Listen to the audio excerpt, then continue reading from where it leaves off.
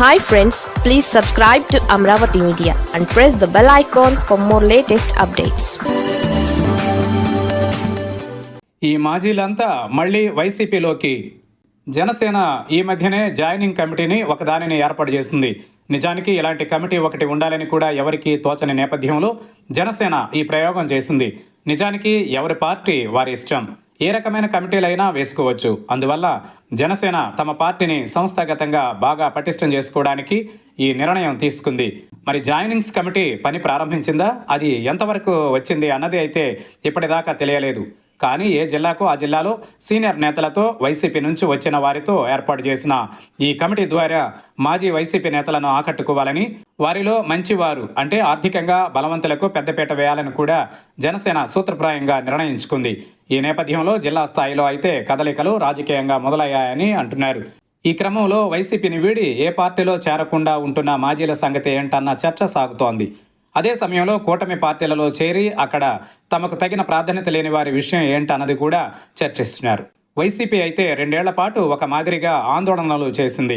ఇక జూన్ 12న కూటమి 2 ఏళ్ల పాలనకు వెన్నుపోటు అన్న ఆందోళన తరువాత వైసీపీ జోరు పెంచింది. ప్రతి ఇష్యూని తీసుకుని రాజకీయంగా వాడుకోవాలని చూస్తోంది. ఏదో విధంగా కూటమిని ఇరకన పెట్టాలని ప్రయత్నం చేస్తోంది. ఈ క్రమంలో వైసీపీ వైపు చూడాలని ఆలోచిస్తున్న వారిలో కూడా కదలిక మొదలైందని అంటున్నారు. ఇక వైసీపీలో చేరేందుకు మాజీ నేతలు కొందరు చూస్తున్నారని ప్రచారం అయితే సాగుతోంది. భీమవరంలో ఎమ్మెల్యేగా గెలిచిన గ్రంథి శ్రీనివాస్ 2019లో పవన్ కళ్యాణ్నే ఓడించారు. ఆయనకు మంత్రి పదవి ఇస్తారనుకుంటే దక్కలేదు. దాంతో ఆయన కొంత అసంతృప్తితో ఉన్నారు.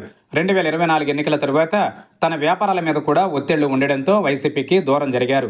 ఒకానొక సమయంలో ఆయన బీజేపీ లేదా టీడీపీలో చేరతారని కూడా ప్రచారం సాగింది. అయితే ఇప్పుడు లేటెస్ట్ టాక్ ఏంటంటే భీమవరం గ్రంథి శ్రీనివాస్ వైసీపీలోకి తిరిగి రీ ఎంట్రీ ఇస్తారని. దాని మీదనే ఇప్పుడు గోదావరి జిల్లాలో ప్రచారం మొదలైంది. ఇక ఉత్తరాంధ్రలోని మాజీ మంత్రితో పాటు మరికొందరు వైసీపీ వైపు చూస్తున్నారని టాక్ నడుస్తోంది. అలాగే గుంటూరు జిల్లా, ఇక మరికొన్ని జిల్లాల్లో కూడా వైసీపీని వీడిన వారు, ఇతర పార్టీలలో చేరిన వారు కూడా ఇప్పుడు వైసీపీ వైపు రావాలని అనుకుంటున్నారు. అలాగే గతంలో వైసీపీలో కీలక పదవులు చేపట్టిన గోదావరి జిల్లాకు చెందిన మరో మాజీ మంత్రి కూడా ఫ్యాన్ పార్టీ వైపు చూస్తున్నారని టాక్ నడుస్తోంది. అయితే వీరి చేరికకు వైసీపీ అధినాయకత్వం గ్రీన్ సిగ్నల్ ఇవ్వాల్సి ఉందని అంటున్నారు. ఒక్కొక్కరిని కాకుండా అందరికీ ఒకే విధంగా పచ్చ జెండా ఊపి తీసుకోవాలా, లేక అందరినీ దూరం పెట్టేయాలా అన్నది కూడా వైసీపీ హైకమాండ్ ఇంకా డెసిషన్ తీసుకోలేదని అంటున్నారు. ఈ నేపథ్యంలో వైసీపీ కూడా తమ పార్టీలో రీజాయినింగ్స్ కి మాజీ వైసీపీ నేతల కోసం ఒక కమిటీని ఏర్పాటు చేస్తుందా అన్న చర్చ అయితే సాగుతోంది. వైసీపీ వైపు ఎంతమంది చూస్తున్నారు? అలా వచ్చేవారు మళ్ళీ హ్యాపీగా పార్టీలో కొనసాగుతారా, లేదా యాక్టివ్గా వారు పాల్గొంటారా లేదా అన్నది పార్టీ కనుక కమిటీ ఏర్పాటు చేస్తే పరిశీలిస్తుందని అంటున్నారు.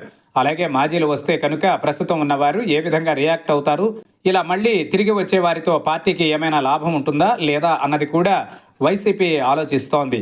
మరి వైసీపీ కూడా రీజాయినింగ్ కమిటీని ఏర్పాటు చేస్తుందా, లేక అధినాయకత్వం స్థాయిలోనే నిర్ణయం తీసుకుని గ్రీన్ సిగ్నల్ ఇస్తుందా అన్నది చూడాల్సి ఉంది.